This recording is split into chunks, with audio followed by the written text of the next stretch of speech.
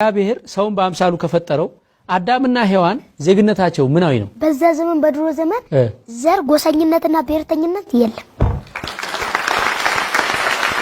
እኛ አዳምና ሔዋን ልጆች ነን አይደል?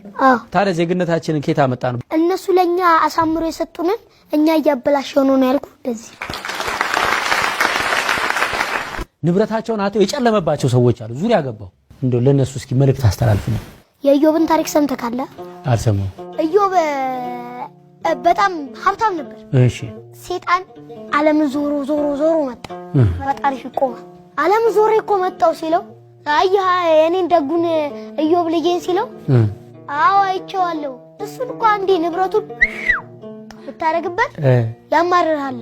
እሺ። ከዛ ሰይጣን ፈጣሪ ሄጄ ልፈትነዋል። መፈተን ትችላለህ ግን በነፍሱ ላይ ስልጣን የለህም ማለት ሄደ።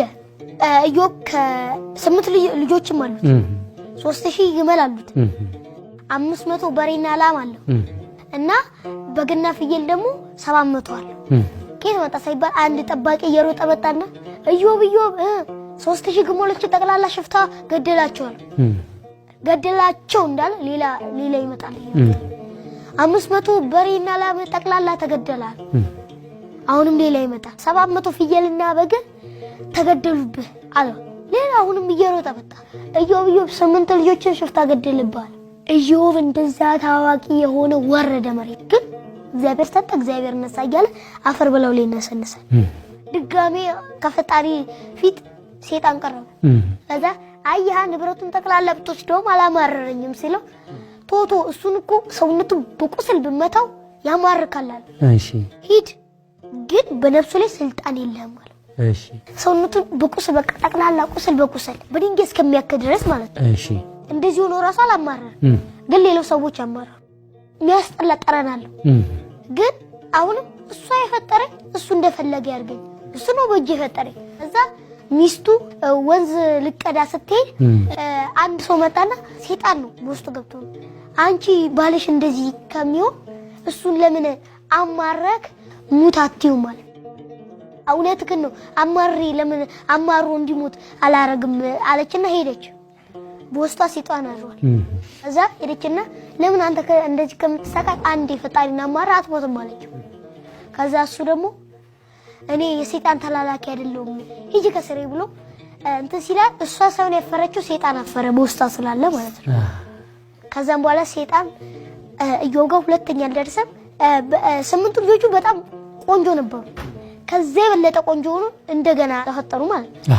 3000 ግመሎች የነበሩት ወደ 6000 500 የነበረው 1000 እጥፍ እያረገለት ለዘላለም ጸጋኛ ሆኖ ነው።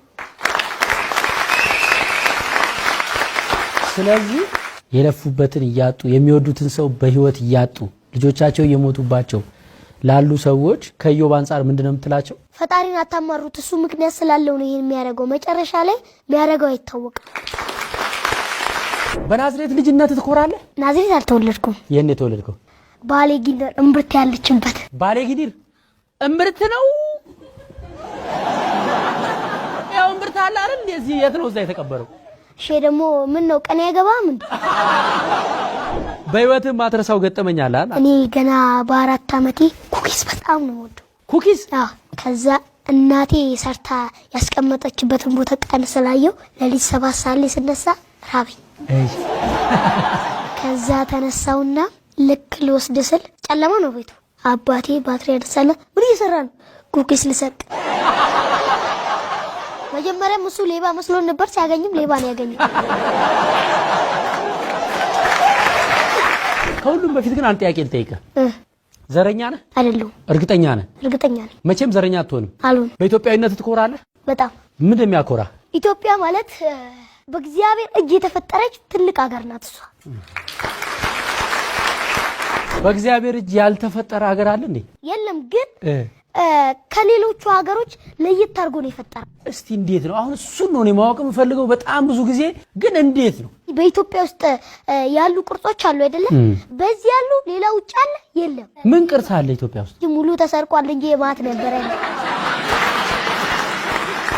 በአፍሪካዊነትስ ትኮራለህ? በጣም አሁን ኢትዮጵያና አንጎላ አይበለውና ጦርነት ቢዋጉ ማንን ትደግፋለህ? ቆይ ሲጀመር አንጎላ ማናት? እሺ ሴኔጋልና ኢትዮጵያ አይበለውና ጦርነት ቢዋጉ ለማን ነው የምትደግፈው? ለኢትዮጵያ። ለምን? ሀገሬ ስለሆነች ነው። ሀገሬ ስለሆነች። ሴኔጋል ያሉትን ሰዎች ማን የፈጠራቸው? እግዚአብሔር ነው አይደለ? ልጆቹ ናቸው ለሱ?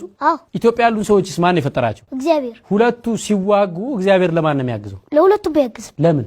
እግዚአብሔር ለኛ አሁን እቺ ነገር አበላሻናት እንጂ እኛ እንድንጣላ ሳይሆን እንድንፋቀር ነው የፈጠረን ማለት ነው። እሺ እኛ ግን አሁን ሌላ ነገር ውስጥ ነው ያለነው። ቅድም ዘረኛ አይደለሁም ብለኛል አይደል? ዘረኛ አልሆንም ብለኛል። አሁን እግዚአብሔር ለፈጠራቸው ፍጥረት እኩል የሚያይና የማያዳላ ከሆነ ኢትዮጵያና ሴኔጋል ጦርነት ቢገጥሙ እግዚአብሔር ለሁለቱም አያግዝም፣ ጦርነት አይፈልግም ብለኛል አይደል? ታዲያ አንተ ለምንድን ነው ለኢትዮጵያ የምታግዘው?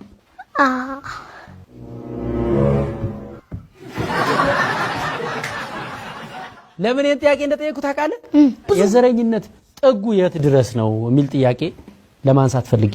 ዘረኝነት ሆነ መጨረሻ አሁን እቺ ሀገር በዚሁ ከቀጠለች መጨረሻ ሞደቅ ነው፣ በቃ መጥፋት ነው። እንዴ አሪፍ ላይ አይደል እንዴ ያለችው? አሁን በጣም ምርጥ ነገር መንገድ እየተሰራ ነው፣ 5G ኔትወርክ እየገባ ነው፣ አውሮፕላን ቁጥሩ ጨምሯል፣ ችግኝ በደንብ እየተከለ ነው። ምን አጣን? ሁሉ ነገር አሪፍ ነው አይደል እንዴ?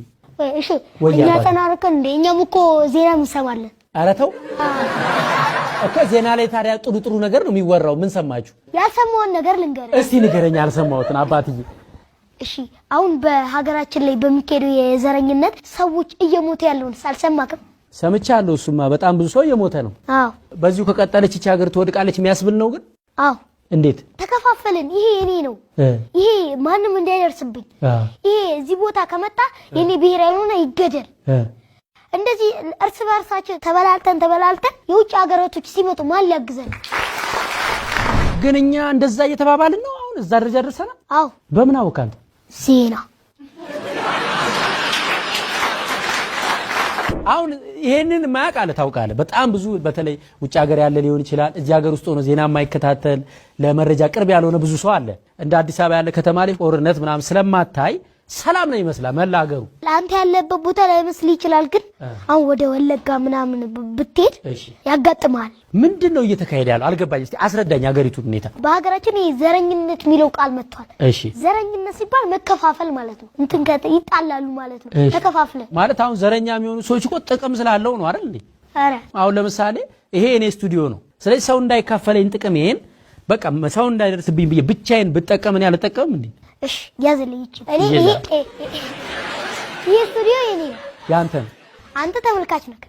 አንተን አስወጥቼ እኔ ራሴ ባረግ ደስ ይልካል? እንደ ተመልካች ቢሆንና ያንተ ቢሆን ስቱዲዮ ብታስወጣኝ ደስ አይለኝም። እኔ እኮ ታዲያ አንተም እኮ እኛ ስታስወጣን ደስ አይለንም።